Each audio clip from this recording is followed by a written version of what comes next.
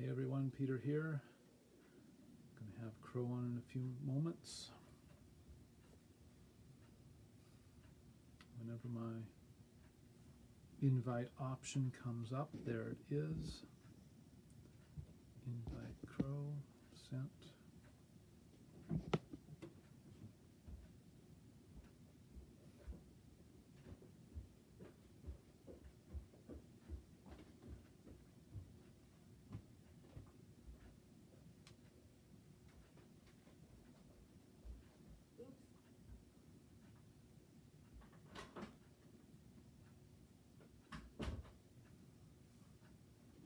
Crow, let's add Crow.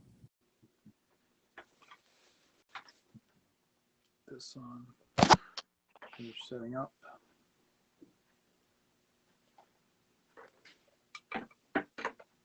Hey Crow, there, I can see you. I'll finish setting up my thing. Crow disappeared.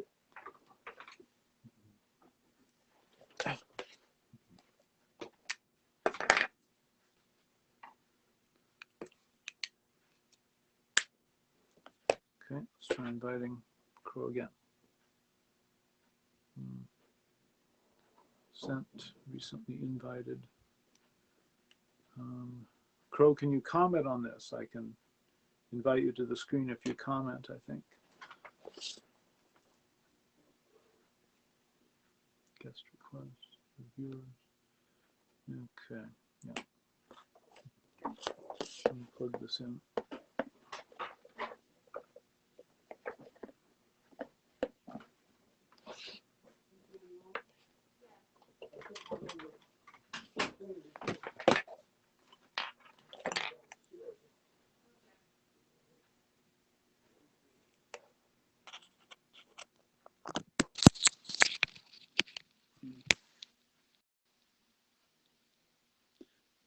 Okay, approve Crow.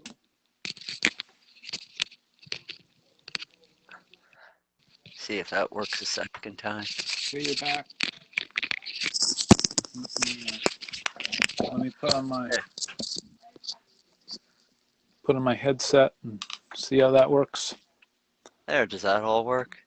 Yeah, I can see you. Wow, Hello. the technology is not cooperating today. Welcome everyone to P&K Q&A for March the 27th, and a happy belated spring equinox to everyone. That was last week. And yep. Last week was this first day of spring? The 20th or the 21st. I say the 21st. It was on the calendar as the 20th for some reason, but yeah, that's it. Wow. Well, looking at the weather outside, it sure seems like it. Yeah. It's been a pretty nice March so far. Actually, it has, yeah. Yeah. So, did you want to start out with a prayer? Let's do that, yeah. Yeah. We'll start out with the Father's prayer, and then we'll go from there. For the Father of the people is with the creation by the Father, with the knowledge in the heaven, with the holy name of the Father. For the knowledge of the truth is for the people of the Father. For the kingdom of the Father is in the knowledge of the truth.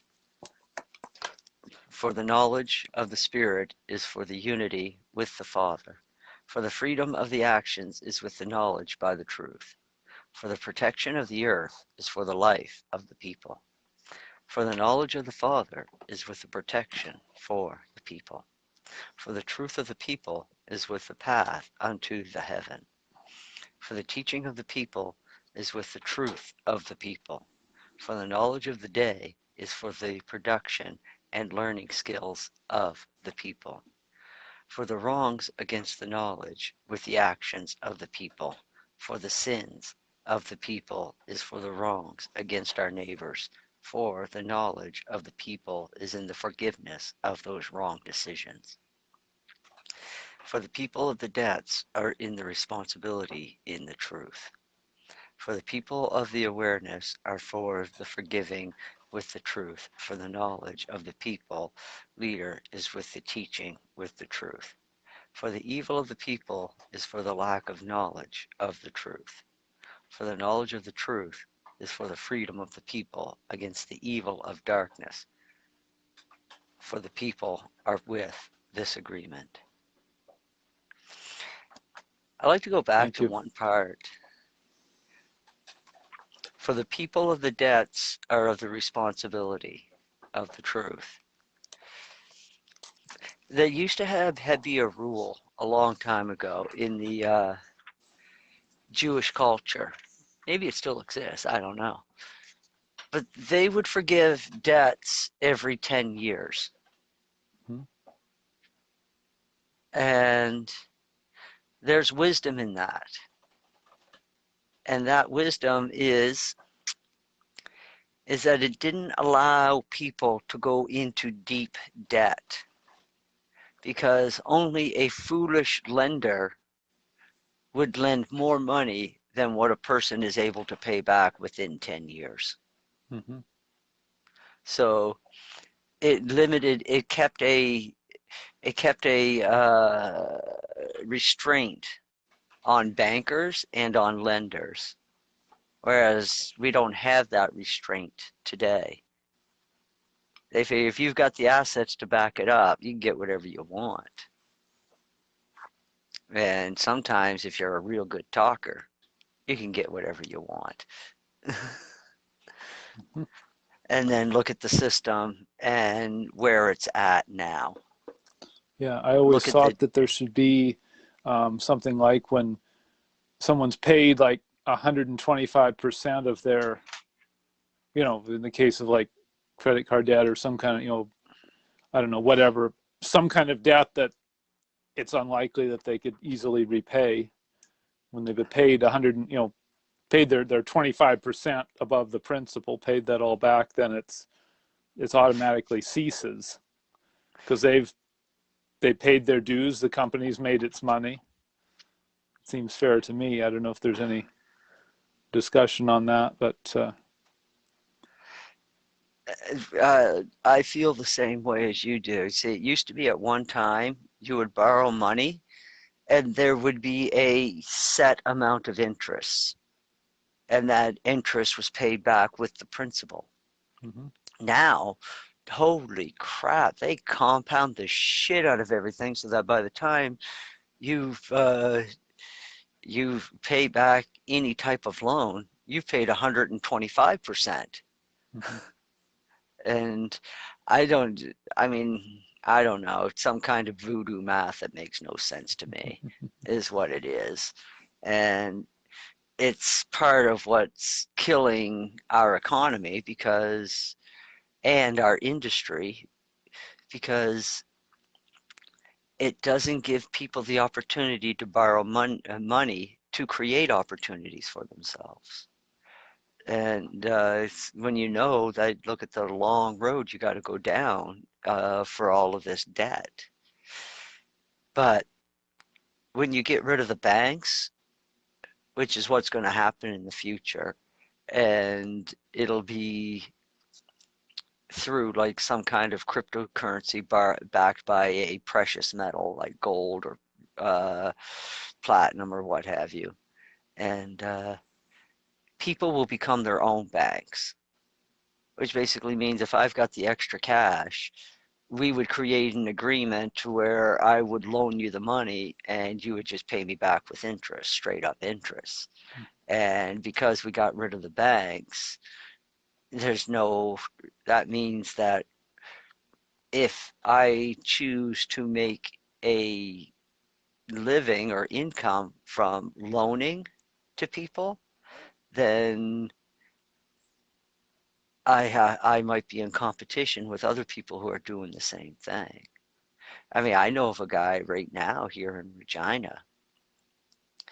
He will buy a business for you or for somebody if they prove that they can do it, and he will hold on to the deed for that business, the ownership of that business, with the agreement that you make your payments, and at this end of a certain term, that business is yours. Mm-hmm. And it's just straight up terms. And the thing that I know of 8 businesses that he has done this for, and I know that they're making payments to him between $800 and $1,500 a month payments. Mm-hmm. Calculate that across Mm-hmm. 8 businesses. Mm-hmm.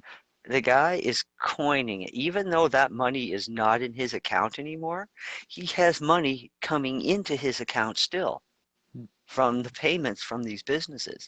And if the people choose to default, the business just comes back to him. He still owns the property. Mm-hmm. And he can turn around and find somebody else that wants to run the business or just outright sell it. And I was like, wow. I was like, this guy's got it all figured out. And he helps them out. I was talking to him earlier today. He's in a small town outside of Regina, helping the people set up the kitchen so that they can open up by the 1st of April. Mm-hmm. Good. So yeah, that's what community is all about, helping people get ahead. So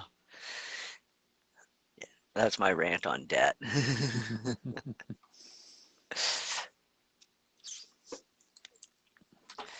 So what else? Did you see what was happening this week? I haven't been watching. I depend on you for the news, Crow. I've been getting farm machinery ready and putting new studs in our outhouse. It was rotted off about a foot up, and we just finished cutting them off and putting new ones on back down to the. I think we sistered them in because taking out the studs and putting all new studs in would have been, it would have been faster to build a new outhouse, which we could do, but we wanted to kind of preserve this one. So we're working on that anyway. But yeah, no, do tell. There's a few interesting things that happened in Canada. Anyway, for Canada this week, I think we're finally having our turn. Hmm. We found out that the Supreme Court is corrupt. Surprise, surprise. There, not really. Yeah, and I think it woke up a lot of Canadians this week when the Supreme Court handed down a decision saying that the carbon tax is constitutional. Because people were suddenly asking, it's like, if an unreasonable carbon tax is constitutional, um, we might want to take a closer look at our Constitution. Mm-hmm. And I think we talked about it last week about Skye and how the Ontario police had surrounded him and tried to arrest him, and then they didn't. They left because people showed up with cameras and shit like that. Well, he came out this week, and Skye announced that he's going to be the next financial officer of Canada. And I'm just like, and he had the paperwork. He's like, it's all legal. Fuck you, Trudeau. And yeah, and I was just like, what the hell is this guy going on about? And I was like, financial officer. That sounds an awful lot like Postmaster General. Mm-hmm. And if that's the case, that means that he would have more power than the Prime Minister. So he would have more power than the Prime Minister and the Governor General. How messed up is that? And it was, yeah, apparently this is confirmed information. And then The other thing that he did in partnership with somebody else, I forget the name, it's in my phone. That's part of the reason why we want to try to do things on the computer so that I can scroll through my phone and get proper information instead of going by my shitty memory. Um, for names and dates. Events, I remember. Names and dates, not so well. Uh, so they copyrighted a new federal party called the Republican Party of Canada. Really? And the flag, again, this is where I wish I had the phone, because then I would just bring up the picture and just point it at the camera. Uh, the flag looks like the traditional Canadian flag, except around the outside of the maple leaf, there are stars and stripes up one side and red stripes down the other. It looks an awfully lot like a Q. And I'm just like, wow. I envisioned such a flag years ago, but the flag and what I seen in my vision with that flag is that Canada was taking on the US Constitution, tweaking it a little bit for Canada, for because in the Constitution it also outlines the structure of government as well. And Canada is going to adopt the American Constitution in whole, with some minor tweaking to the function of government. And I was just like, I had that vision like over a year ago. And now the flag is here. So just like, wow, that's the flag. That's pretty much what I seen. It's a blend of the American flag and the Canadian flag. So that might be where we're heading. And if what is being said by Chris Skye is true, then there are a lot of people in Ottawa that might end up going to jail when this all comes together. And it's all coming back together. Uh, there was a lot of movement this week. We've got a ship sitting crossways in the Suez Canal. Now, what the hell is that thing? It's jamming up the whole Suez Canal. Like, there's nothing moving. It's costing $9 billion a day because this ship is blocking traffic. And first thing that went through my mind when I seen this was siege. The Suez Canal is basically the pipeline into North Africa. I mean, without the Suez Canal, nothing out of North Africa or the Middle East would move out, and mostly Northern Africa. And that is a siege. That is a blockage of transportation of goods. And so, and the ship is called Evergreen. It's with the Evergreen Corporation, and its call signs are HR or HR, but it's only missing the C, I guess.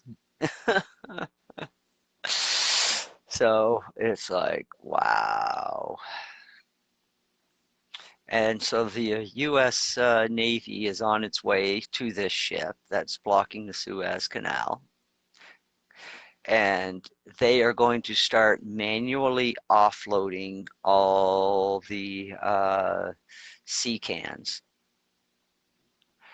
Now, if there's anything nefarious going on with that ship, whoever's involved would be shitting their pants right about now, because they use these sea cans to smuggle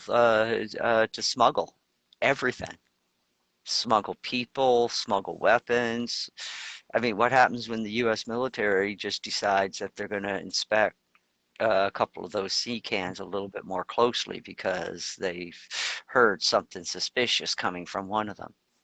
I mean, a guy, I watched a video a couple of months ago of a guy standing in a on a ship surrounded by sea cans, and he just was rotating his camera and he was pointing out very simply, he's like, you all think that, you know, we should hear what's going on in these sea cans if, you know, if there's human trafficking or smuggling?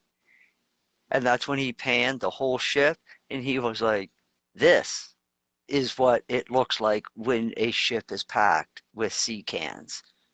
It's just row after row after row after row. And if there is human smuggling going on and that can is in the middle of all the other cans, you're not going to know about it. They build these things so that they're self-contained. And so they can go across the ocean and you can live in one of these damn things. Like a group of people can live in one of these things for like a month, maybe two, who the hell knows? So, yeah. And then the other thing they do, you ever see those videos on YouTube? But it's actually a little scary. But they show how they could pack a whole weapon system inside a sea can. I can imagine, yeah. Mm-hmm. Like, no problem to fit four short-range rockets into a sea can. Mm-hmm. I thought to myself, with all the shit that's moving between countries, how hard would it be to get one of them to slip through? I mean, you've got a what, a 12 by 16 foot space to work with, by about maybe 8 feet high or whatever they are, and you can work within 60 tons. Yeah, that's a small 12. 12's a small one there, or 16's is, they are, I think the big ones are what, 50, are they 53 or they're not quite that, but Oh, we've got okay, one yeah, they sitting can be across the 50. road from our fire hall that was storing our excess stuff in preparatory to expanding it. It's, you know, you see one of those things going down the road, you go, you know, it's, yeah, 12, 16 feet's the mini one. Yeah, okay. They're 40, 50 feet long by Yeah, eight well, feet there you high by go. 8 feet wide, about. And with 65 tons to work within. Mm-hmm. Mm-hmm. Yeah. Yep. So you could pack whatever the hell you want in one of those things. And 50 feet, I have no doubt that like they've got helicopters that they could pack into one of Yep. those things. Basically pop the top off and fly away. I mean, yeah.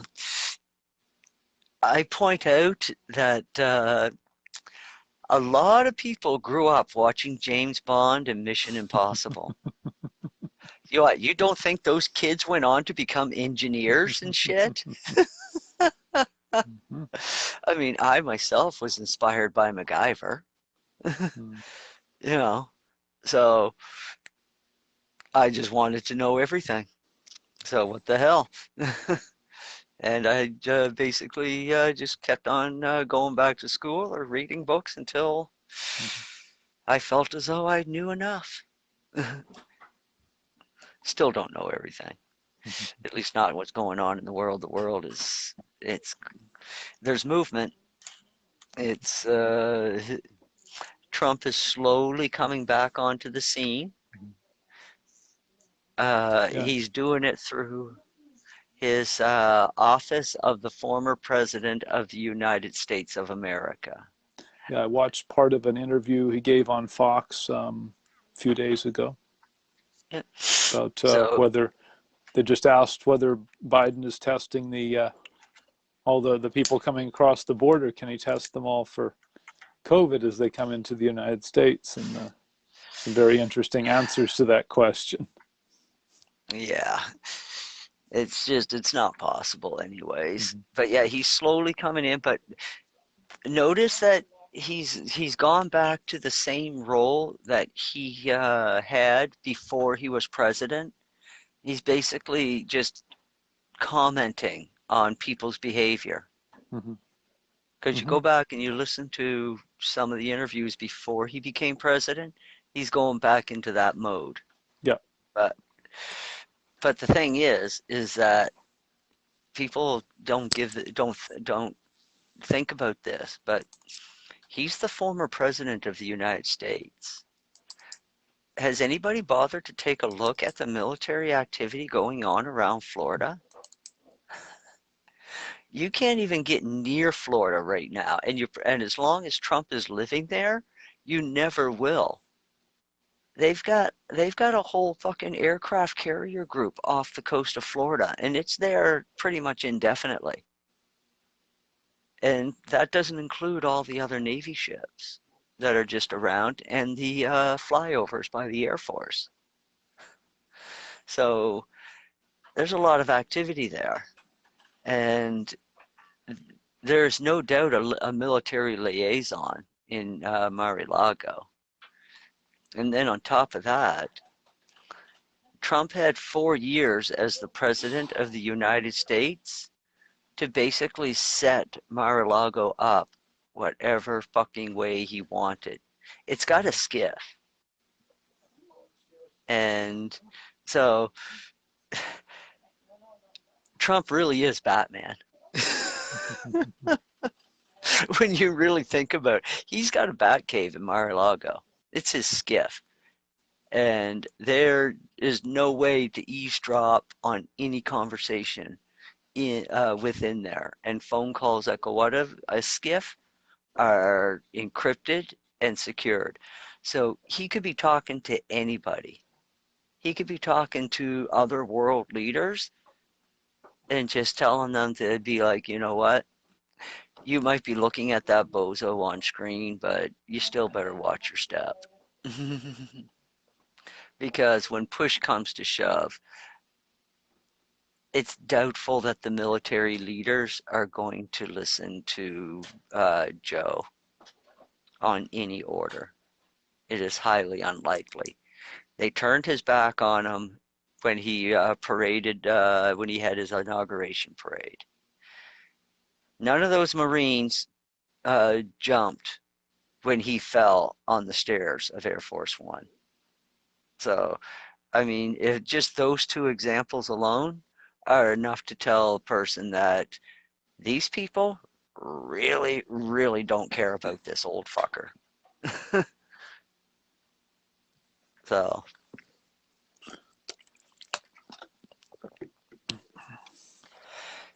so we got that going on this week. The big one is that Evergreen ship that's stuck in the Suez Canal. That's going to create very large movements and it's going to push things forward. And then we're all looking forward to the new Trump platform that's supposed to come out and Mike Lindell's platform, which are going to be constitutionally compliant platforms on their own independent servers, which I suspect will be under military control. So it'll be good luck trying to hack those servers. And on top of that, John McAfee developed a beautiful system for stopping hackers. And what he did is that he he didn't put the antivirus software on the servers directly like it is normally done. He developed a special kind of interface for the traffic that's going in and out of a server complex that it will monitor the traffic and not the actual servers themselves. Hmm. so that if a hacker tries to come in, then uh, it monitors the path that something is taking, a packet is taking into the program, and it knows where it went in the program and what it's coming out with. And if what it's coming out with doesn't add up to what it went in for, then it doesn't get to go out. Mm. And so that's I guess it's like that's not something that's easy to figure out how to do, but yeah, he did. And well, John McAfee is sitting in a prison right now, allegedly. I'm Mm. not so sure because he's tweeting an awful lot for a guy that's supposed to be in jail. Is this the same McAfee as McAfee antivirus and all that? That McAfee is or a different one? Yeah, no, same guy, Okay, figured. same crazy fucker. I mean, he's created most of his own problems. I mean, he just up and decided that he wanted to just not follow society's rules. And it's like, buddy, you know what? You're free to do that, but you're only free to do that when you're not interfering with other people's liberties. And that's what he did. And so he's got only himself to blame. If he wanted to live the lifestyle that he wanted to live, he should have went to a country in the world where that lifestyle was acceptable. And it's not like he didn't have the money to do it. But instead, he decided to go against the IRS. And he did it the way wrong way. Because there's ways around tax laws, but you gotta do it properly. Because if you don't do it properly, they just throw you in jail anyways. And what the fuck are you gonna do? They have the guns.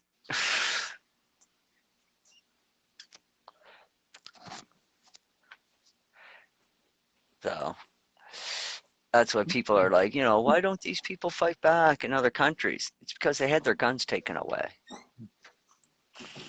You wonder why all these countries, like, there are benevolent leaders that have tried to do things in this world, but they always leave out one key ingredient in what they're doing. They want to give their people gifts and blah, blah, blah. And, but they fail to do one thing over and over and over again. They'll do the good education, they'll do the good medical, they'll do the good hospitals, they'll do the parks. That all costs money. And and you need a productive society in order to maintain all that. But they can't keep a productive society because there's always somebody coming in and fucking it up. Usually starting at the fringes, starting with like just people out in small towns, and then drive businesses away, and then things fall apart. And all these leaders have to do is just one thing. And the same thing that the founding fathers of the U.S., they understood this. Give people the right to protect themselves. Give them the right to carry a gun and be well armed to protect themselves. And then you know what ends up happening after that? All the neighboring countries, they'll soon catch on to the fact that if they decide to cross that border and to raise shit, they don't have to deal with just the nation's army. They have to deal with the citizenship of that nation. This is why America has never been invaded, is because every world leader understands that if you drop a platoon of men in America, you're not dealing with unarmed citizens. You're dealing with well-armed citizens, depending on which part of the country you get dropped in. I mean, why does Texas have the lowest crime rate in the country? I think we talked about this before. It's because everybody fucking knows the other person's carrying a gun. or at least there's a good possibility that Mm-hmm. they are. So you're polite and you don't piss people off. And you kind of got the same thing going on in Florida, where people understand. It's like, you piss somebody off, you're liable to get shot in the face. So don't piss people off. Be a good neighbor. And yeah, I think that everybody should. But the thing is that if everybody's allowed to carry a gun, then it should be the same way that it is with cars. It's like not everybody's allowed to drive a car. So not everybody should be allowed to carry a gun. And there should be a test, just like you would get a driver's license. Show proficiency and don't have a history of violent criminal behavior. And if you can't handle the weapon, then maybe you shouldn't be allowed to own one, just like a car. You can't handle driving a car, then you're not allowed to drive one, and what's the point in owning one? Unless you just want to own your own private taxi for when somebody can drive you around, of course. I've known people who have done that. They just, buddy of mine does it. He's got a truck. He can't drive the truck because he's half blind. I mean, if he drove the truck, he'd kill somebody. But the truck is there so that other people can drive it when he needs them to. And so, yeah, sometimes I show up at his house and he's like, "Oh, can you drive me to the hardware store? Need to get some stuff." Yeah, fire up his truck.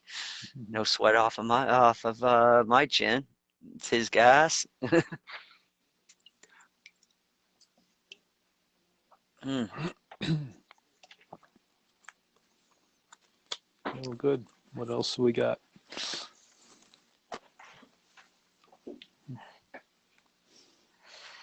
Let's see. The new technology. We got we've got what they call solid state batteries coming off the line. And that's an interesting piece of technology. It basically they are what it would be typically called a dry cell battery. And except usually dry cell batteries are pretty shitty, but this particular type of battery is not. It charges it can charge and discharge very quickly without overheating. And that's a big deal in the battery world. So that means that you can charge this sucker up in like 15, 20 minutes. So that's coming out the line.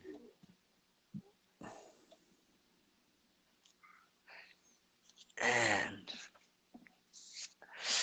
so it's actually not much has happened this week, but what has happened has been big and going to have big movements in the future. Yeah. I was speculating on, when we're going to see. How do I want to put this? When we're going to see the end, when we're going to leave the fog or see the swamp drain to a self-diminishing level or something like that. But when you're driving through a fog bank, you don't know where the end of it is until you almost are out of it. So you're driving your 20 kilometer, 40 kilometers now, however slow you got to go through this fog bank because you have difficulty seeing, and then you're driving and driving, sometimes for I don't know how long does the fog last in New Brunswick? Several minutes, hours, however long you say you're 20 minutes, and then Hours. all of a sudden the sun comes out, or you're in the sun. And it just burns away. But Mm-hmm.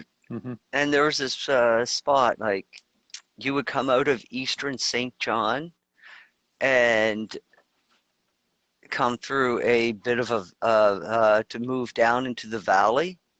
It's like as soon as you crest the top of the hill, it'd just be gone. Mm-hmm. and the ocean is about maybe 5 kilometers behind you. Mm-hmm. And yeah, and it would be like, it would be night and day between when you were in the city and then when you drive out to the valley. It's like the city could be in fog and in dark, and then you drive out into the valley and it's like blue skies and sunshine. But it was nice in the summertime because driving into the city was like driving into a big air conditioner compared to the valley. The valley Yeah. was just hot as hell all the time. And then you drove into the city and it was just like so cool. But that was only good for like maybe 3, possibly 4 hours of the day. And then it would just get too cold. And then it would start getting damp again. Mm-hmm. And yeah, and that only happened, well, I remember living in St. John and only having the weekends off and having like maybe 3 decent weekends in a summer. To where, you'd want to sit out back and soak in the sun. Outside of Yeah. that, it was just damp and foggy. Yeah, I know that the ocean is the world's biggest heat sink. We went to visit some friends in New Hampshire, which is north of Cape Cod. I think the Gulf Stream turns off at Cape Cod and goes east. So north of, the beach at New Hampshire is, we were there on the 4th of July. It was like 110 degrees, and you get within 50 meters of the beach, 20 meters of the beach. It was like walking into a freezer. Oh, yeah, that was yeah. Mm-hmm. Well, we had the Bay of Fundy, so we were sheltered. But you Mm-hmm. felt that when you were out I guess in Nova Scotia, because now you're right Mm-hmm. on the Atlantic Ocean, Yeah. and that was always, yeah, that was always Yeah, pretty cold. The Gulf of St. Lawrence is it's shallower, I think. Yeah, It's actually warmer there or in the beaches of Prince Edward Island than you know it's the warmest thing south. It's the warmest water north of Cape Cod, I think they said. yeah. Well, it has a chance to slow down Mm-hmm. when it comes between New Brunswick and Prince Edward Island. Yeah. You have that whole space in between there, and so everything slows right down and has a chance to collect some heat. And yeah, you're right, it is much shallower. And yeah, the French have an island there too. It's kind of weird to think about that. You got Canada, and then you do actually have France. Yep. Yeah, that Saint is Pierre like and right there. I know the two. There's Saint Pierre and Miquelon. Is that the ones you're talking about, or is there? Do they have Yeah, I another one? think so. I just know No, of the it's two. those. Yeah. Those two islands. Yeah, they are French territory. It's French soil over there if you go there. Yeah. So Yeah. technically, if you're trying to escape Canada, you can actually go to those islands and seek refugee status I guess you with could. France. Technically, do the same thing in Greenland too, to the Norwegian government. I think. I think it's Norway. Pretty sure it is. And then of course we got the border. Oh, the border crisis down at the States. Oh man, Mhm. they this is the part you really have to laugh at, okay? Reporters have been wanting to go to the border, Mexican-US border, and to document what's going on there, okay? Federal government says no because it's, they didn't want to say it was an emergency, but so they worded it that it's a crisis situation. So yeah, reporters can't go in. Well, that's all the more reason for reporters to go in, Mhm. not less of a reason. It's like, holy shit, these people. And so finally, they're like, okay, we're going to let reporters in. You'll love this. They only let the reporters go to the facilities that were built during the Trump administration and are still maintaining Trump policies. Hmm. It's like they left this one facility that way as a front.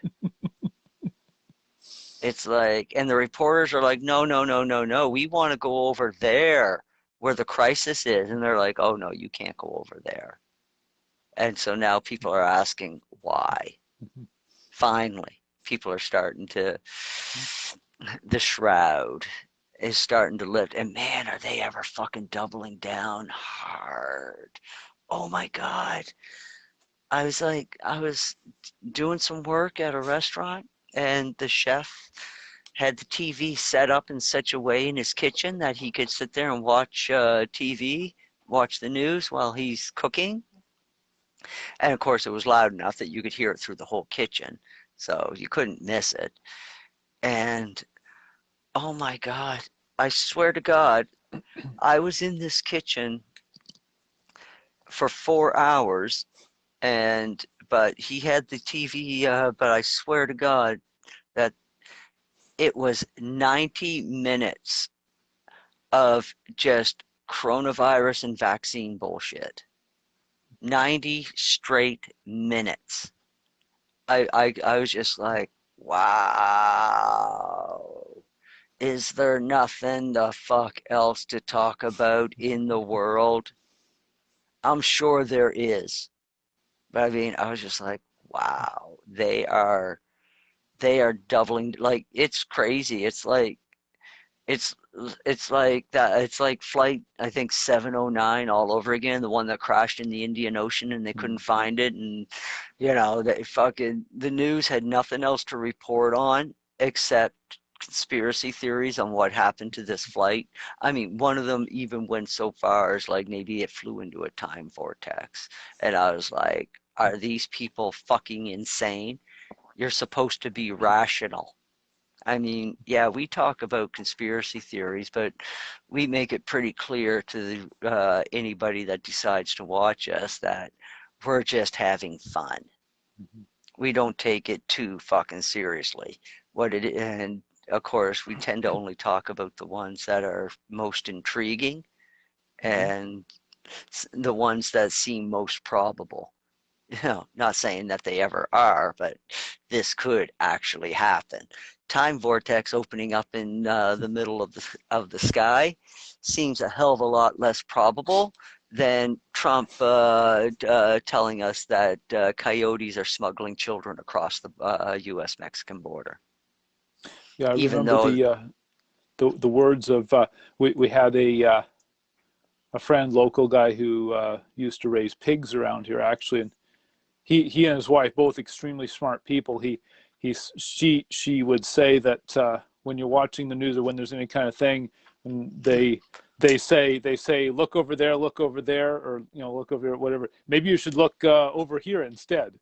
Yeah. no, and that's we talked about that, and it's kind of like what we were saying about alternative media being hamstrung a little bit because they follow too much of the mainstream. I mean, some of these alt media people, they just, all they're basically doing for me, which I am grateful, is that they're just basically editing everything that CNN, MSN, or Fox does. They edit it out all the bullshit and they just present me with, what can be substantiated. Right. And I'm grateful for that. It's like, okay, this story can be substantiated, so I get to see that. But so they save me the hassle of wading through the bullshit, like what I did for 90 minutes at Buddy's restaurant. It's like, wow, that's a lot of bullshit in 90 minutes. And and then you get others that go out and they find the story, but we need more of those people that are going out and finding the story. But that takes cash, Mhm. takes bus tickets, plane tickets. Airbnb needs to be paid for. I mean, it takes money. to do that kind of work. So I understand the position that they're in and that they don't have the finances to go do that. I do like Luke Bawaski. He did a lot of that, but he was like completely crowdfunded. And then they just kept on taking his platform, and now he can't do the traveling and find the story like he used to be able to do. So they pretty much grounded him. He took off to Mexico. And so now I think he's going to set up and he's going to broadcast from Mexico. But again, he doesn't have the advantage that he used to have of going out and putting boots on the ground and really showing you what's going on. It's like, so, I mean, when they were telling us that Venezuela was doing just fine under a socialist regime, I mean, Luke Verwosky went down to Venezuela and it's like, you know what? They're not lying. There are people that are doing great, but the vast majority of the people are not doing so great. So it's like, yeah, that's what socialism does. It separates society into two classes, the have and the have nots. And the only way to become a have is if you are cooperative towards government, whatever form that was going to take. If you're not cooperative towards government, then you become the have not. And that ratio is always lopsided. So you end up with with a small amount of people on the top, with tens of thousands of people on the bottom starving. This is why I like capitalism. Everybody in a proper capitalistic society, everybody has the same opportunity to move forward. You just gotta yeah. It helps to have the education, of course, and that's where government should come in. I think the only business government should have is in maintaining a proper infrastructure and educational system. And how that educational system is ran should be determined by the individual communities. Unless you just want to go with a whole overall arching federal system that would be constitutionally compliant. And then you might have something to build a society on. So. Okay, so yeah, a couple of comments on that. I guess the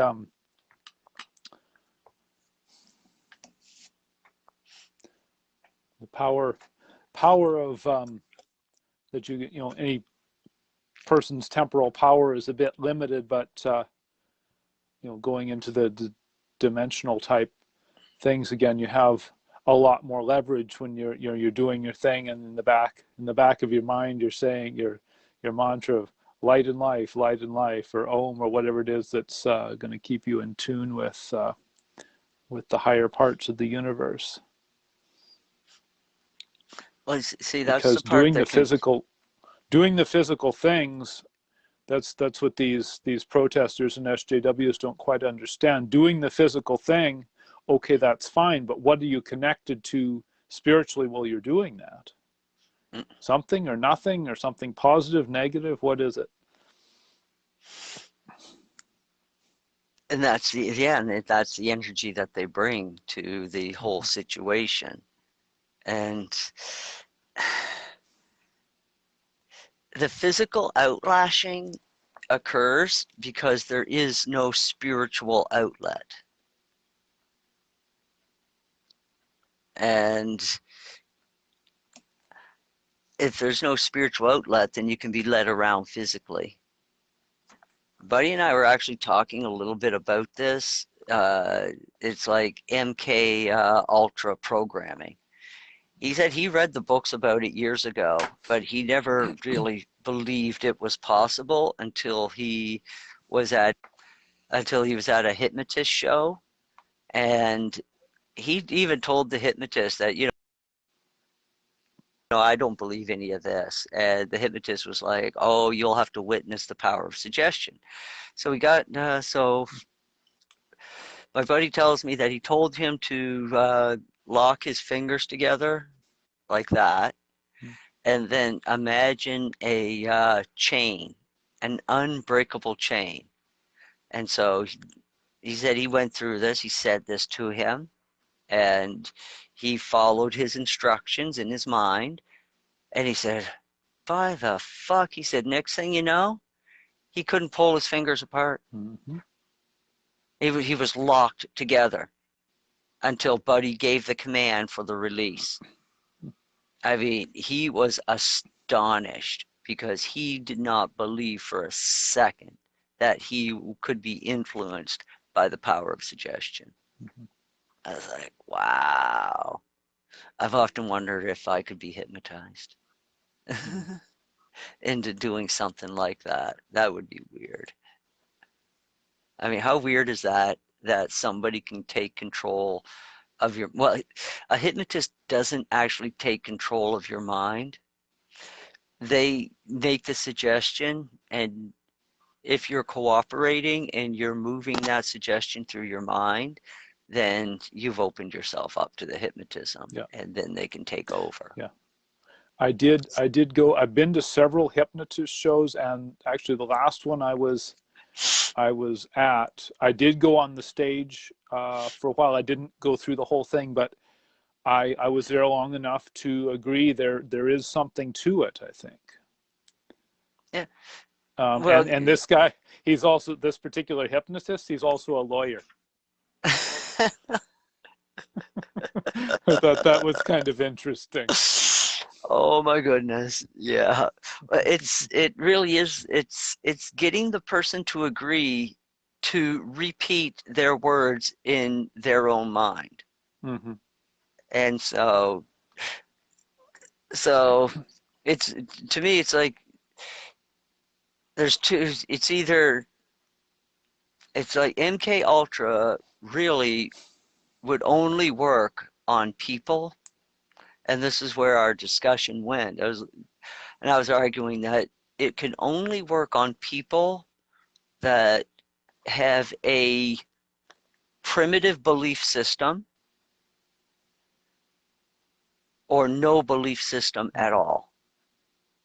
And that would be, and plus they would have to have an inclination, like if you wanted them to perform a violent act, Mm-hmm. they would also already have to have an inclination towards violence in order to be able to perform that act. So you wouldn't get a normally peaceful person to do something violent, but you would get a person who has the potential for violence to do something violent. And lucky for them, just about every human on the planet has a potential for violence. So swing a cat, and chances are you could find somebody to go up on a roof and hypnotize them into opening up 50 rounds. Convince them that they're in a video game. How hard would that be in today's society to convince somebody that they're in a fucking VR version of Grand Theft Auto? Yeah.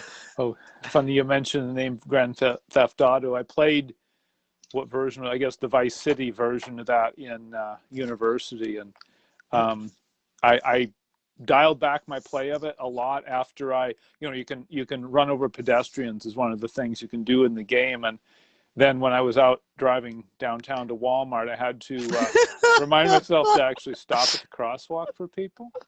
So I'm like, okay, maybe I should play just a little bit less of this game. So yeah, that's not a stretch for me to believe what you're saying. It's possible. My favorite was fucking talking with a buddy. And he was telling me, I was like, so how was your night? And he started telling me about jumping fences, being chased by dogs, and all kinds of crazy shit. And I was just like, I'm looking at my buddy. He's like 5.5 feet and weighs about around 200 pounds. Mm-hmm. Well, maybe 180. He was a chubby fucker. And I was just like, whoa, whoa, whoa, whoa, whoa, whoa. I was like, since when could you fucking jump a fence? And he was like, oh no, he's like, I was playing GTA, and I was like, oh, for Mm. fuck's sakes. Yep. I was like, I thought you were talking about life. Mm-hmm. Oh, but yeah, that, Yeah. and he went on in that conversation for a bit. Yeah, that was that I still crack up over that. And yeah, Mm-hmm. but that's what happens when you move to a city and you haven't met that many people. You end up playing a lot of video games. Yeah. Mm-hmm. Okay. So, anything else on that subject? I got a couple of other things for What else? question period. I think might be valuable, useful. What questions do we have? Questions are. Let's see, a couple things. First, I guess I might be on kind of a breakthrough on how I'm getting better at switching between tasks. I've had some difficulty with, especially when it's something I wanted to do, like this this new tractor, this new task tractor that we bought. I went ahead and went through the service and did all this stuff, and it was all great. And then when we're supposed to go and do something else, I have a difficulty shifting my mental focus, and sometimes when it's like not like we start doing something else and then conditions change a little bit and we need to, I'm like, that's kind of a difficult gear change for me. So I thought if I can make myself feel as gung-ho about doing each thing as I was about doing the thing that I wanted to do, that'd be kind of a thing. So I'm getting better at that. I kind of just wanted to put that out there, that I was kind of been having this difficulty, and I finally figured out maybe a way to work on it, make it better. As because I can, most of the stuff I can do it, I'm good at it, I can enjoy it if that's kind of what I'm focusing on. But switching tasks is a little difficult for me, so I'm trying to make it a bit smoother. That actually brings up a good point about what's going on right now, Mm. and how brilliant Michael has done this for us. Um, we have to learn to multitask better. Mm-hmm. Yep. Okay.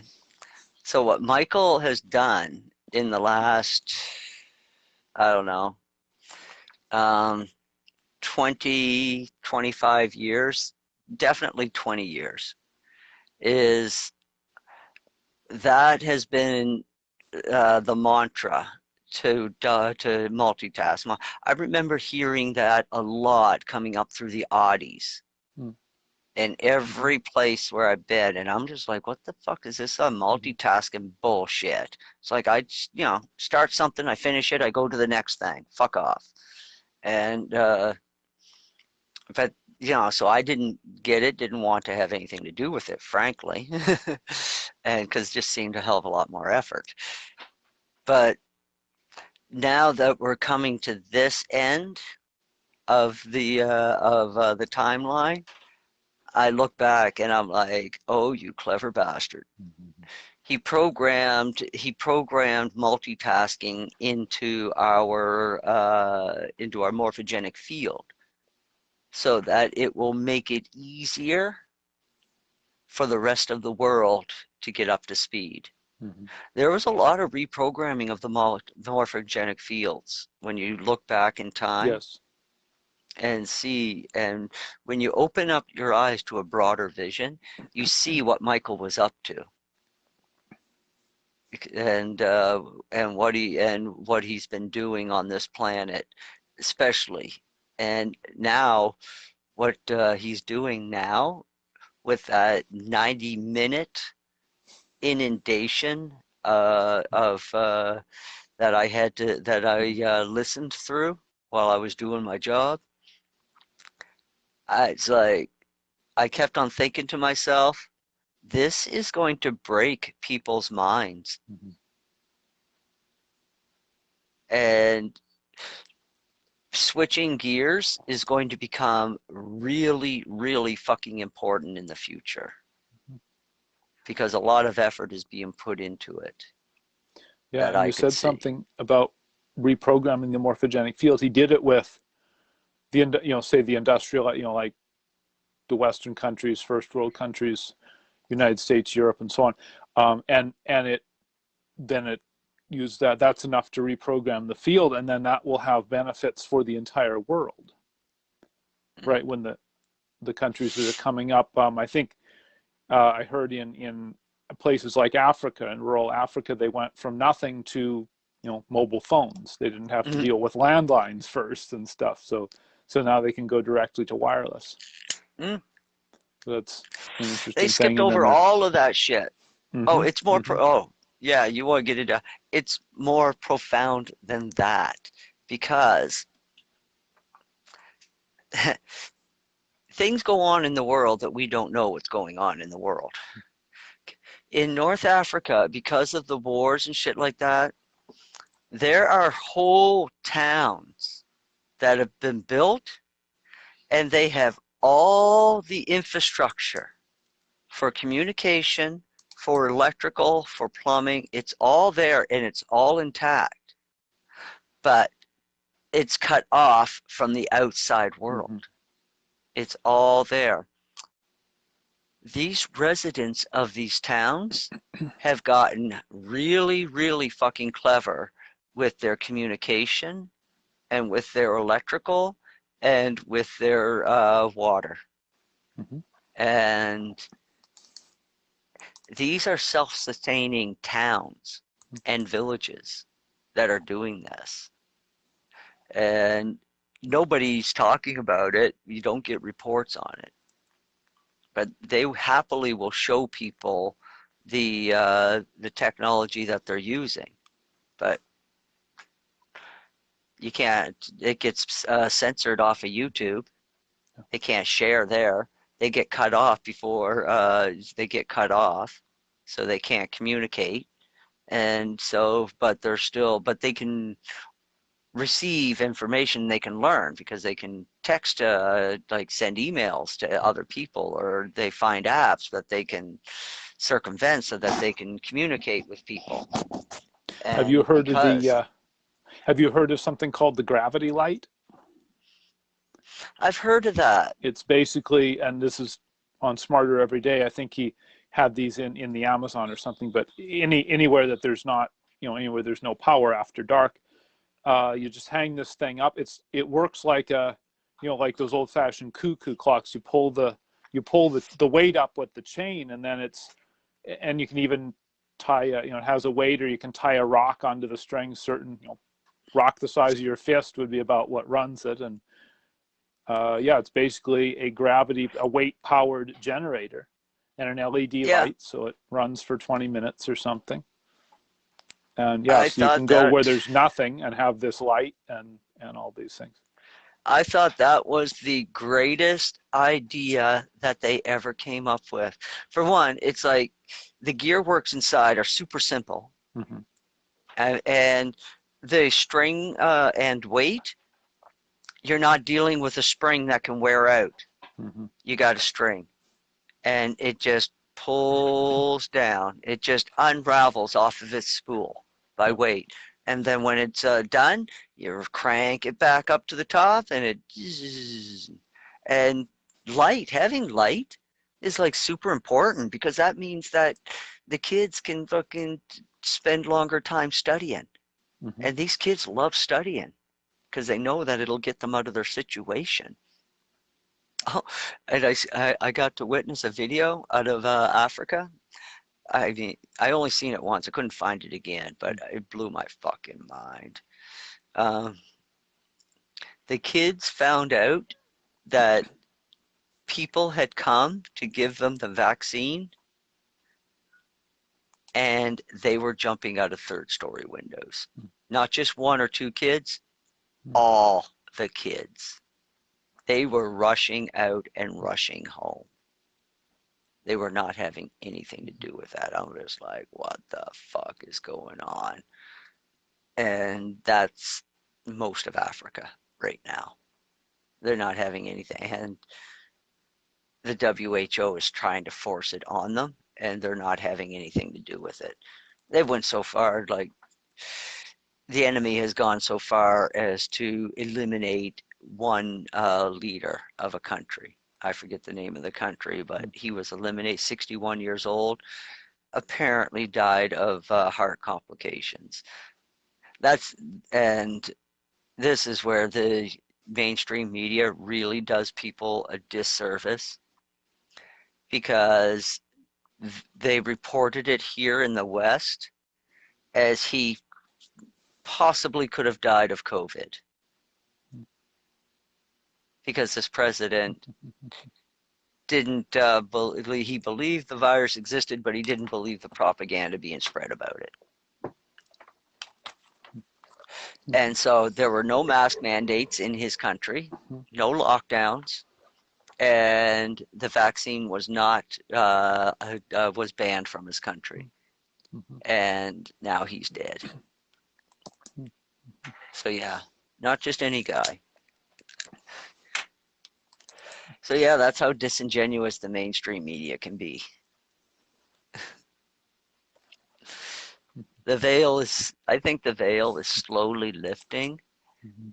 I think that there's going to be a huge lifting.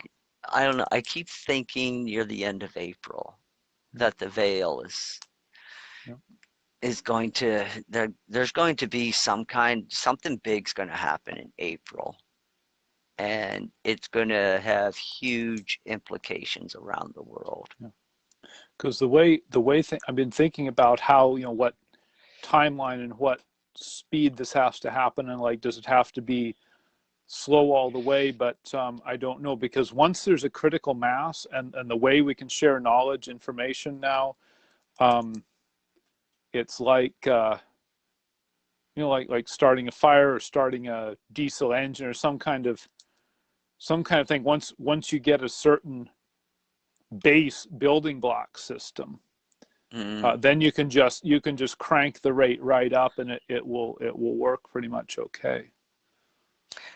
I said it before, and I'll say it again. Trump spent 4 years building a foundation. The man's a builder. The man has built plenty of fucking buildings all around the world. He knows the importance of a strong foundation, and he has put a strong foundation in place. Not the kind of foundation that people think. He put a strong spiritual foundation on the planet. And you might get shook, but then you just remember everything that has happened over the last 4 years, and you just like, okay, all that shit didn't happen for nothing. And it didn't. It's all coming together. I think one of the big shift in April that is going to happen is that these new platforms are going to be released. At least the first one will be set up for the public, ready to go.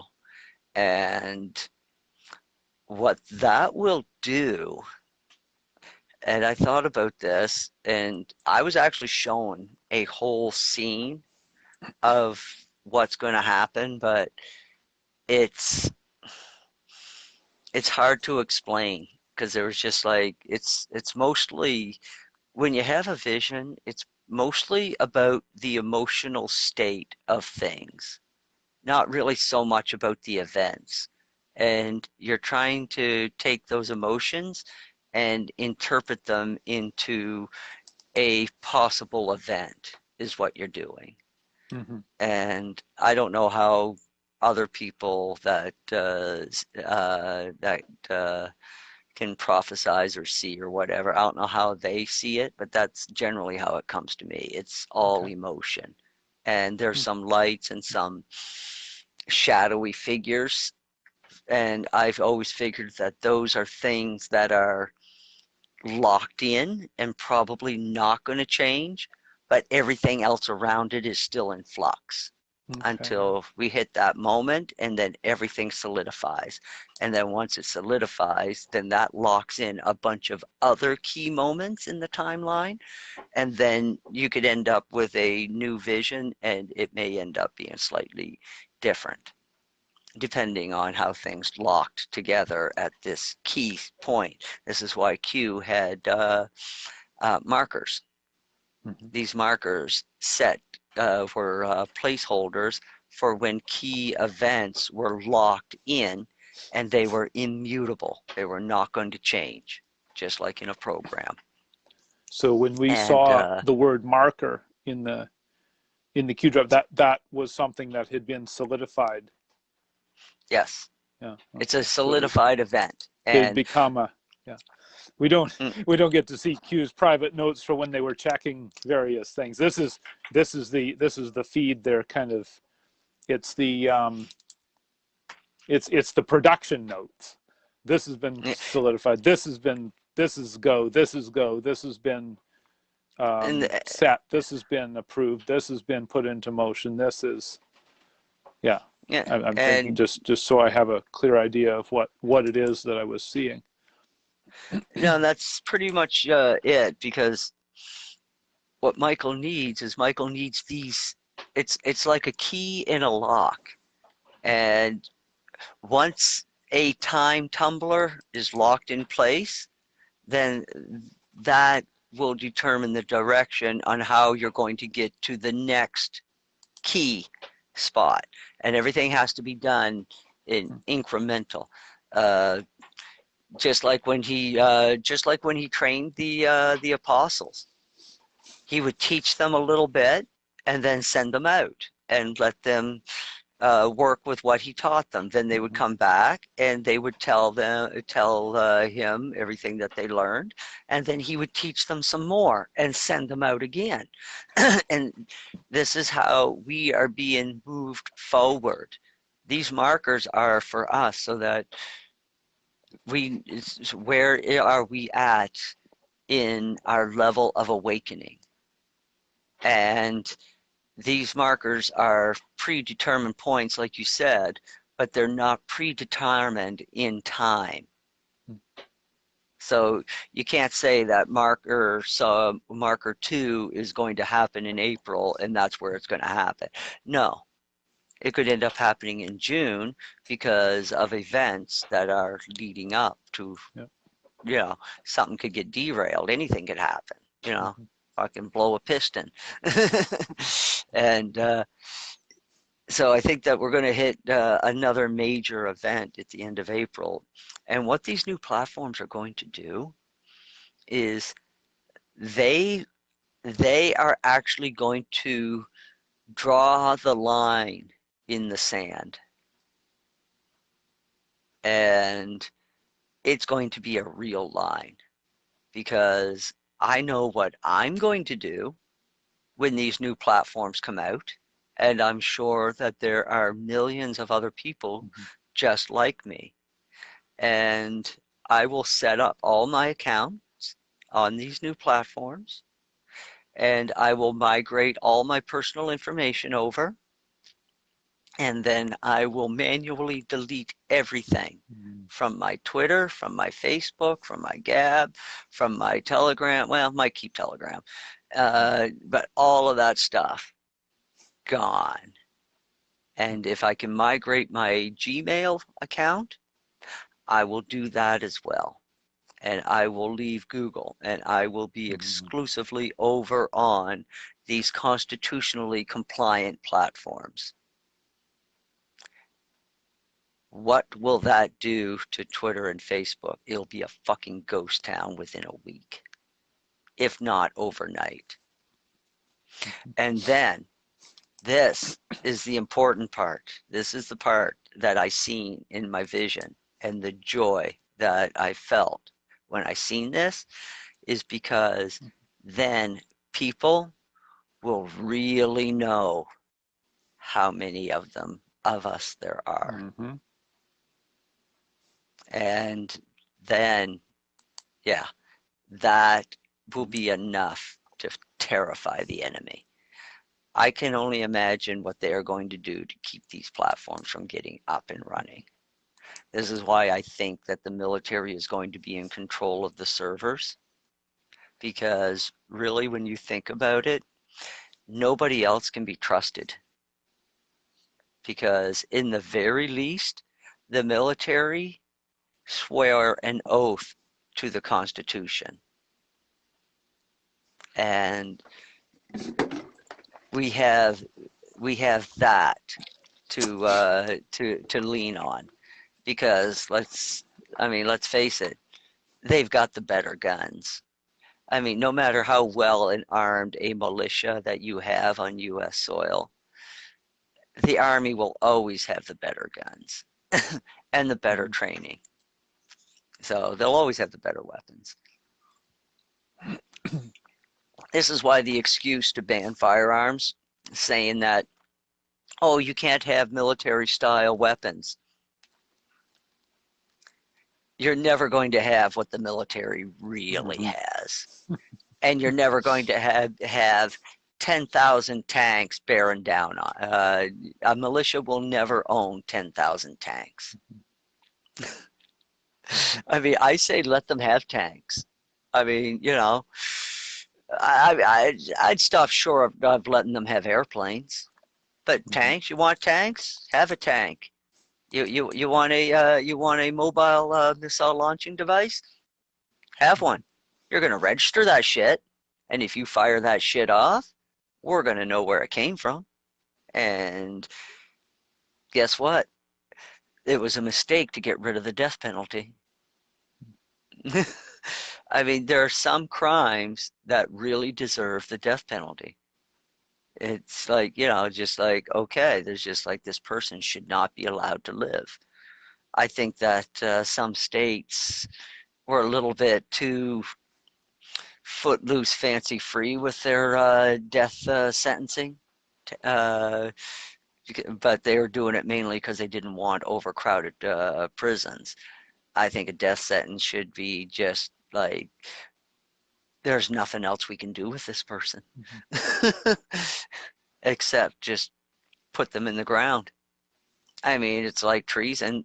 There's only one punishment for treason, and that's the death sentence. It's hanging or firing squad. And that's because that person has put everybody else in a position of, what do we do with this person? They obviously can't be trusted to even breathe the same air as the rest of us. If you're willing to betray your country and your neighbors. And the new ways of what's going to come out in the justice system, the new procedures and ways of determining evidence and so on that we've been talking about, I think will help with actually determining whether somebody actually did such and such a thing, or what it was they actually did, and then, yeah, when that can be determined, the whole justice system will be far more efficient, and some of these things can be done a little differently. Well, yeah, because there'll be better discovery. And you are right. The whole justice system is going to get a complete overhaul. And because everybody is seeing just how corrupt it is. And all the good judges, they're going to want to see the reforms. And they will be the ones that'll make the changes, because I can only imagine, like, there have been some decisions made in certain states, and it's like I shake my head, because I know that there's probably good, honest judges that are mad as hell right now, but they're caught in a position where they cannot become political, even though they see what another judge is doing. Because the second that they start pointing it out, then people will accuse them of being political, and their career as a judge is over. So they almost need permission for to reform the justice system, and that's what they have to wait for. They need a top-down decision. And they sure as hell aren't going to get it with the current administration. Not by any stretch of the imagination. Oh, and that was the other thing. Joe Biden admitted that he may have to step down because of health issues. If anybody missed that one. And it's like, okay. So, what the conspiracy theorists have been saying is coming true. Well, that's pretty whacked. But yeah, so the dividing line is going to be there when these new platforms, and that is going to change everything very, very quickly. And yeah, I can't wait. And Starlink is up and running. So that's internet anywheres in the world right now. If you want to spend the $600 for the system and set it up. The only thing I didn't like about the system was that the system only works in your registered geolocation. Mm. I think it's like within 100 kilometers of your registered geolocation. Huh. So if you bought a system like that, you would only be able to transport it within 100 kilometers of your house. So that means you might be able to set it up on the other side of a property if, if you're like, wanting to set it up in like a, I don't know, a camper trailer or something, which you could do. It's that portable, believe it or not. It's a satellite and a box and a shit ton of wire. I think up to like 200 feet of wire comes with it. And you just basically set the satellite up and it will figure out where to find a satellite. And once it locks on, then it just follows the satellites and then just keeps going from the one to the, and buddy, so that's the downfall of that, because it does, I can kind of see where he's coming from, but I wonder if that gives your country of origin the ability to block certain signals. Yeah, I'm not sure I why they don't have the full worldwide mobility or whatever. yeah, Several I questions would, there. yeah, because I was like, I would prefer that, where it's like you just send me the box and I can set it up wherever the fuck I want. But yeah, it turns out you got to register your geolocation, and it only works with with the satellites that are over your location at that time. Kind of fucky, pissing me off. And so there might be technical reasons why why they're doing it that way. I hope that's the reason why, and not a power to block certain websites. You know what I mean?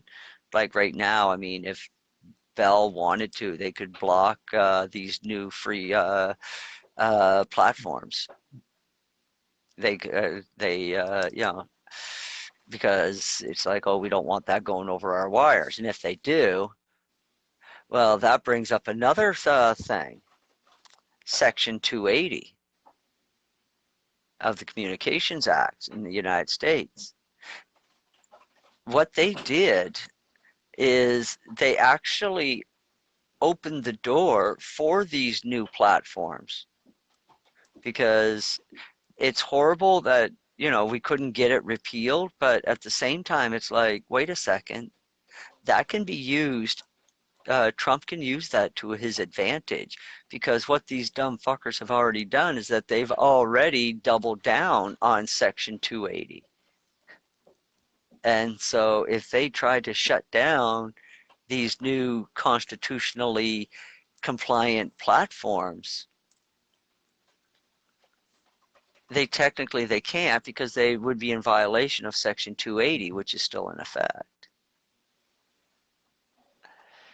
So yeah, and so Trump is actually using capitalism against them as a weapon. And that's, once these constitutionally compliant platforms of up all of Twitter and Facebook and YouTube shenanigans, they don't matter anymore. They'll become second-rate platforms. And the only thing that'll be left on YouTube are basically Cutie Pie or whatever the fuck his name is. PewDiePie. PewDiePie, yeah. Mm. Yep, yep. And then that can wither and die. And same thing with Twitter. Twitter's already boring without Trump. It really is. And all I'm seeing is people being censored left, right, and center. And it's, you know, I don't get the tweets from some of the people I follow. Don't come up, or they get hidden. Most of the time I see it when somebody else retweets it and embeds the tweet. So that's annoying. So yeah, Twitter, cancel culture central. Yeah, that's all it is, and they don't want to. And it just every time I see somebody, on one of my platforms, not on Twitter myself, but I've some a bunch of other people are, and I see them tell about something that happened on Twitter, and it's just they're getting canceled for that, and they get because they even for following this other person. I think somebody on this platform blocked me because I watch both left and right leaning content creators. Yeah. They like threw a block on there. I went to look at somebody's thing and thought of commenting on their journal. I'm like, oh, I can't comment. I can't make a comment on this journal. They must have blocked me. Like, I've never interacted with them before in my life. But well, I watched them, but they looked at who I was watching, and I'm watching somebody they don't like. So some people automatically block people who do that. Yeah, I couldn't understand that. I follow a lot of people on the left too, but mainly just to see what they're saying, and Yep. most of what they're saying is just stupidness that makes no sense in reality. And I'm just like, how the fuck are these people getting out of life alive? It's sad, really, when you think about it. And so I do actually have certain amount of respect for what used to be called, well, it's what I still call the the moderate left. Those people do still exist, regardless of what what you might see a lot of. But yeah, no, there's I actually read an article by someone I consider a moderate left, and he was talking about the difficulties that exist because of the radical left. He said, and this line he said summed it up so well. He said, if you're not a Trump supporter and the other thing can't be reasoned with, what's left? And the other thing, yeah. Oh, yeah, what he's saying. Well, I'll tell you, what has happened is that a lot of moderate leftists have been pushed right. And I'd like that has happened, because what they have done is that they are now showing the right that they need to get the stick out of their ass. And they need to, wake up too. So there is a middle ground to wake up to. I mean, there's nothing wrong with reasonable regulations and reasonable laws and reasonable governance. I mean, these are like, in society, these are things that we need. I mean, if you want highways, you want sewer and water delivered to your house, you want gas, you want all this infrastructure, government is necessary to regulate these industries, or it would just be a free-for-all. It'd be anarchy. And we can't have that. I mean, without government regulation, you could go to a job and where the machinery is so faulty that, it causes, at least one accident a week.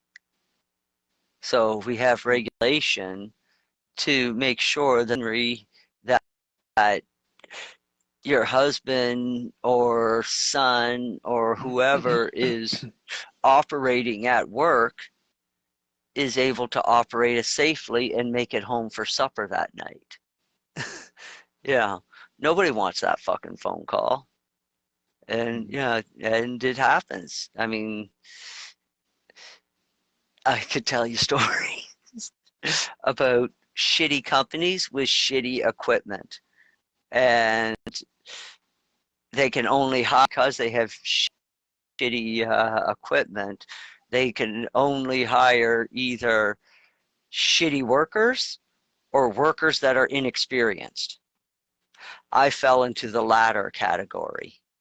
Inexperience landed me on their fucking job sites, and after a few months experience, I quickly realized that, if I stay here any longer, I will be the one that'll be carried out on a street. And I didn't think the money was worth that because, well, I kind of like living.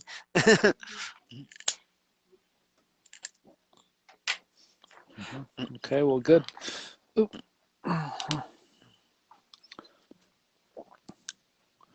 Well, I'm not sure what's happening with my signal, but you've been still on my screen for about the last 5 minutes. Oh, yeah, And maybe your somebody audio's been missed all breaking up that. just a little bit. Not sure what's going on. I think everybody is trying to watch TV on the internet, and Oh, that's rural exactly what internet it is is. leaves a little bit to be desired in out here. So I have to call my internet provider and ask them if I can give them more money for they'll dial in a higher bandwidth or something. I don't know. I'll ask them on Monday. See what they say. Well, the Starlink system.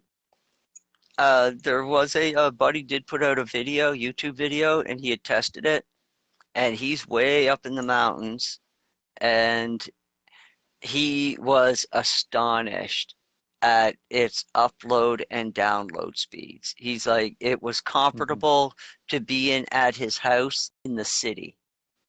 It was the same.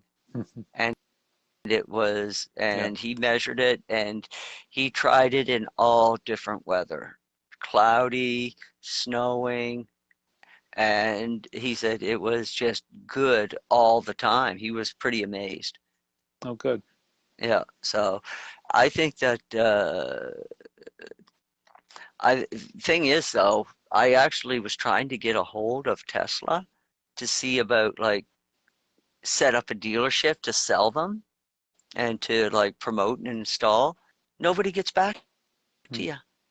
I was just like, well, fuck, buddy. It's like, it's like I can kind of see their point because they're selling them from the factory for $600 Canadian.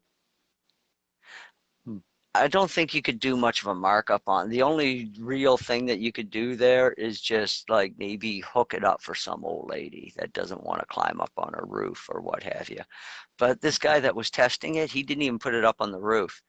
He just ran the wires out to the middle of his front lawn, Oh, cool. and just had it sitting on the ground. And it's all like shielded and encapsulated, so the box just sat on the ground, or he sat it on a board, and it got rained on, it got snowed on, it didn't matter. And yeah, he still had internet even when it was raining. The internet speed didn't change. So that's an advantage to that. And I think it was like $100 for the setup, and then like $70 or $80 a month after that to stay hooked up. So, Oh, really?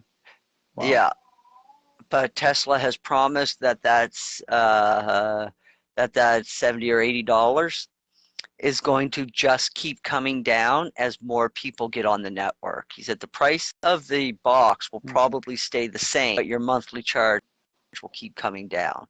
He said that he would like to see it Okay. get down to like $5 a month. And I was like, That'd be and awesome. he calculated like for so many billion people paying $5 a month, that would be more than enough money to keep the system updated, to still invest in R&D. So he had it all figured Mhm. out, like the numbers, like as more people come on, the price that we can offer, and then this bunch of people, we can go lower than that. I was like, that is the way a company is supposed to operate. Mhm. Because why would any company want to try to bleed the consumer dry? The money has to get spread around. If it doesn't, then one section of the economy will stagnate over the other. I mean, it goes back to like when I worked at Bell, they wanted us to sell antivirus. When the antivirus first came out, Mhm. sold thousands of packages a week. No problem. Fuck. I mean, it was just like selling was easy. All you had to do was just mention it to the customer, and just say a few things, and it's like, boom, yeah, I'll take that. It's like, you Mhm. take care of everything on your end? Yep. Okay, good enough. I don't have to do fuck all. Good stuff. So they paid for it. A couple of bucks on their bill. And then after about a couple of months, I don't know, 3 months, sales went down. And the higher ups, they were getting pissed off. And they were like, well, why are sales going down? And then I had the audacity to have the numbers memorized. Well, we have X number of customers total network. So X percentage of the customers have bought the antivirus. This leaves X percentage left over. Well, X percentage has already said no twice, and there's no convincing them. So there's no more sales to be had. Buddy was like, get all those X's to buy. And I'm just like, they've already said no twice. Mhm. And it's like, these people are so stupid. A company that I worked for recently, they build the Everest Center here in Saskatchewan, in Regina. The company that I worked for was able to sell a couple of $1 million worth of equipment, more than the equipment than they had ever sold in any other year previously. I remember being in the meeting the following year and having the higher ups. Let's see if we can hit those same numbers this year. And I had the audacity again to point out that they only build stadiums once every 80 years. Mhm. It's just, I just like, are these people fucking retarded that they don't see reality? And so they had to go back and use the same numbers that they always did. If we sold, I think if we sold like $250,000 worth of stuff, we were doing good that year. So that's what they had to go back to, the numbers previously. I was like, wow, can't believe that they tried to use an exceptional year to try to set their metrics for the next years. But this is what companies do so that they can bolster their bottom, or they can bolster their stock prices. And so it's almost like they're ripping off the traders, the stock traders too, by just putting out by bolstering these numbers. And then when they don't numbers, then the stock traders, if they weren't smart enough to sell beforehand, they end up losing. But how do you know what's going on in a company's boardroom? So They're doing it to themselves. This is why people are going to migrate from the old economic system to the new economic system. It's already happening. They don't want any more to do with this bullshit capitalism. We want fascism. We want to, we want to be able to take a loan out for a business and pay that loan back at a fair interest rate. We want to, we want companies to stop trying to sell things that we think that they think we need and start providing the products that we need. I mean, you'll love this, okay? I bought a pair of a couple of sets of these pants a couple of years ago. And these pants, they have the pockets on the outside of the pants. So they're more like pouches that are attached to the pants. Nice and comfortable. That means that the shit that I put in my pocket, they don't press against my skin.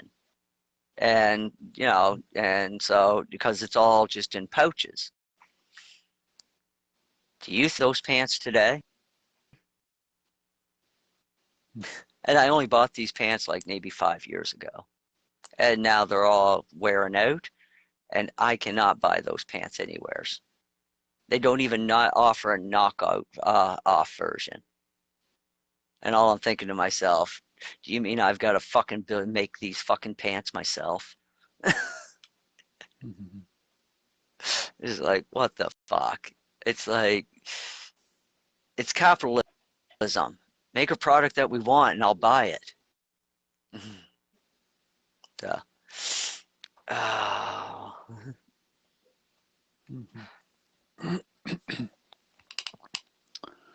Okay, well, I don't see any improvement in my signal on this end. So, and it's, let's see, what, 10 after 9, yeah, evening. So I wonder if we should wind it down for this evening. I think we had a pretty successful run for our 7 o'clock time slot. Yeah, not too bad. Wasn't too stoned. Wasn't too tired. So no, feel Okay, good about all right. that. Well, thank you, and thank you everyone for watching. And yeah, everyone have a good night. So this has been P&K Q&A. Q&A. Salute. Peace out.